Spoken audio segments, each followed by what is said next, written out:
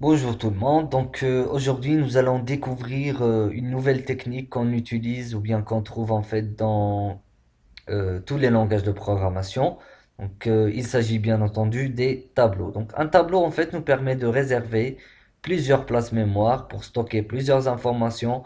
Donc c'est comme si en fait on a déclaré plusieurs variables. Voilà, quand est-ce qu'on utilise un tableau? Eh bien, comme par exemple pour saisir les notes d'un étudiant. Un étudiant, il a une dizaine, quinzaine, vingtaine de notes. Donc, il est préférable d'utiliser les tableaux que d'utiliser les variables parce qu'avec les variables, on va déclarer 20 variables. Note 1, note 2, note 3, etc. Le programmeur, il est obligé d'écrire toutes les déclarations, tous les noms des variables en fait. Avec un tableau, avec bien sûr une syntaxe assez simple et très souple, on peut déclarer, c'est-à-dire 20 notes juste en quelques frappes. Voilà. Tout d'abord, en fait, je vous propose de comparer entre la déclaration d'un tableau et la déclaration des variables. C'est-à-dire comment ça marche au niveau de la RAM. Donc tout d'abord la déclaration de deux entiers A et B. Donc pour A, on va chercher un emplacement aléatoire et on va réserver c'est-à-dire cette place pour A. Ensuite, on va chercher un autre emplacement aléatoire et on va réserver bien sûr pour B.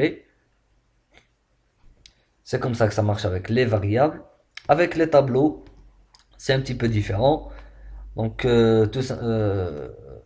tout d'abord en fait, on va découvrir en fait la syntaxe du tableau de déclaration. Donc vous voyez, c'est une syntaxe très simple. Donc ici c'est le type.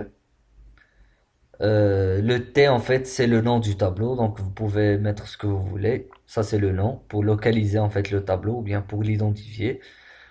Et ce qui est entre crochets en fait c'est la taille du tableau. Donc le tableau ici il comprend deux entiers. On a besoin que de deux entiers. C'est pour cela qu'on a mis deux. Donc cette déclaration du tableau, elle est équivalente à la déclaration de deux variables A et B. Parce que il s'agit toujours de deux emplacements mémoire qu'on va manipuler.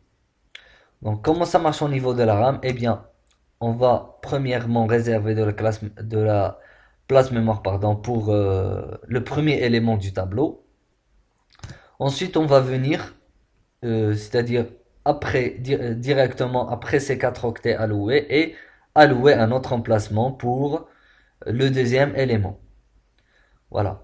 Le, euh, le tableau en fait est caractérisé par son en-tête, l'en-tête du tableau T. C'est le premier octet bien sûr et c'est l'adresse du tableau. Donc ça permet en fait de localiser notre tableau. Et par la suite, bien sûr, localiser le premier, le deuxième, le troisième. Il suffit, c'est-à-dire de parcourir les octets. Voilà. Donc maintenant, la première case, donc, elle est indexée par un indice. Donc chaque case est indexée par un indice. Donc la première case est indexée par zéro. La deuxième case, dans notre cas, est indexée par un. Si on avait bien sûr une troisième case, elle sera indexée par 2, etc., etc., jusqu'à la fin. Donc, puisque nous avons deux entiers, donc on n'a que 0 et 1. Maintenant, comment accéder à à la première case en fait? Pour les variables, on a accès aux cases par l'intermédiaire des identificateurs. Ici, c'est un petit peu la même chose. Donc ici, en fait, pour accéder à la première case, donc on met bien sûr, on spécifie le nom du tableau entre crochets et on spécifie l'indice. Parce que c'est l'indice qui en fait, qui caractérise les cases. Voilà, T de 0 va nous permettre c'est-à-dire de manipuler la première case. La même chose avec T de 1, donc si on spécifie T de 1, c'est-à-dire qu'on veut accéder ou bien on veut modifier la deuxième case. Voilà. Donc une remarque très importante à faire en fait, c'est que la case TD2 n'existe pas. Donc, bien sûr, on n'a que 0 et 1. Voilà, donc pour la syntaxe de déclaration, donc, comme nous venons de voir, donc on commence par le type. Ensuite, le nom du tableau. Donc le nom du tableau, il a bien sûr les mêmes, en fait, les mêmes conditions que les variables. C'est-à-dire, il ne doit pas commencer par des chiffres. Il ne doit pas comprendre de caractères spéciaux, etc. Caractères spéciaux. Euh, Ce qui est entre crochets, bien sûr, c'est le nombre de variables. Donc, nous avons vu ça euh, auparavant. Donc, ici, affectation de valeur. Donc, en fait, pour les éléments du tableau, ils ont le même comportement que les variables. Donc, il suffit de spécifier, bien sûr, quel élément je veux lui affecter cette valeur. Donc, avec l'indice, en spécifiant l'indice et on lui affecte une valeur. Donc on peut bien sûr afficher cet élément, on peut l'incrémenter avec plus, plus, moins, moins. Donc toutes les opérations des variables, on peut c'est-à-dire les exécuter sur les éléments du tableau. Parce qu'en fait, il s'agit toujours de cases mémoire à manipuler. Et bien sûr, ils ont les mêmes types que les variables. Donc ici, on a par exemple donc on a déclaré un tableau de caractères. Donc char T de 3, ça veut dire que ce tableau comprend 3 caractères. Et donc ici, on a alloué au dernier élément le caractère C. Donc c'est juste un exemple. Donc pour les inconvénients en fait du tableau, c'est que c'est un tableau statique. C'est-à-dire, par exemple ici, à partir du moment où on a alloué 3 éléments pour T, c'est-à-dire, c'est en fait, c'est la taille du tableau. Il comprend 3 éléments, donc il ne peut pas comprendre 4, 5 éléments, etc. Donc, le 3 en fait, ce tableau reste fixe au niveau de la taille.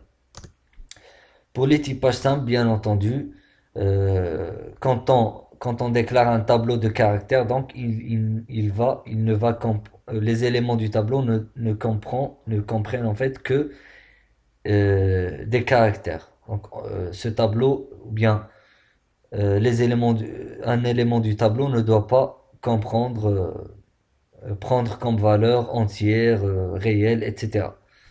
Donc, c'est ça en fait le typage simple. Voilà, donc nous passons maintenant à l'application, quelques exemples. Voilà, donc on va commencer par la déclaration d'un tableau. Donc, je vais mettre tab qui va comprendre trois éléments par exemple.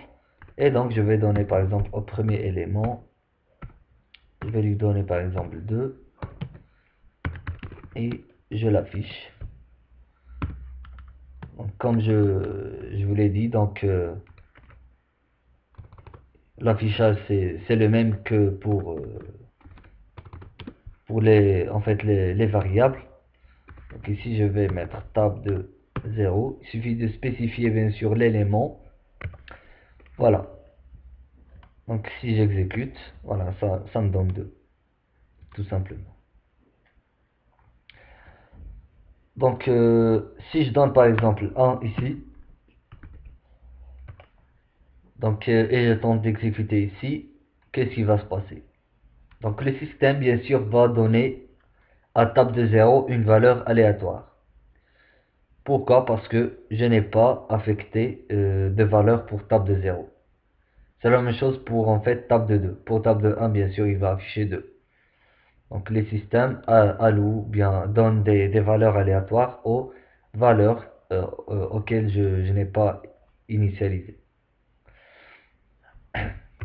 Donc nous avons vu en fait comment initialiser les variables. Donc dès leur déclaration, on initialise les variables. Donc ici aussi au niveau des tableaux, il existe un moyen de initialiser les éléments du tableau.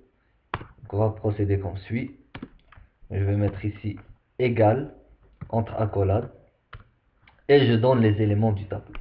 Donc le premier élément, bien sûr, sera la première valeur sera celle du premier élément, la deuxième valeur, la troisième, etc. Donc ici nous avons trois éléments, donc je vais spécifier trois. Donc, et je vais les afficher toutes les trois. Donc ici 12, pardon, table de 0, je vais mettre un copier-coller, table de 2 ici et table de 1. Ah, j'ai oublié une virgule ici. Voilà, et ça me donne le résultat exact. C'est bien.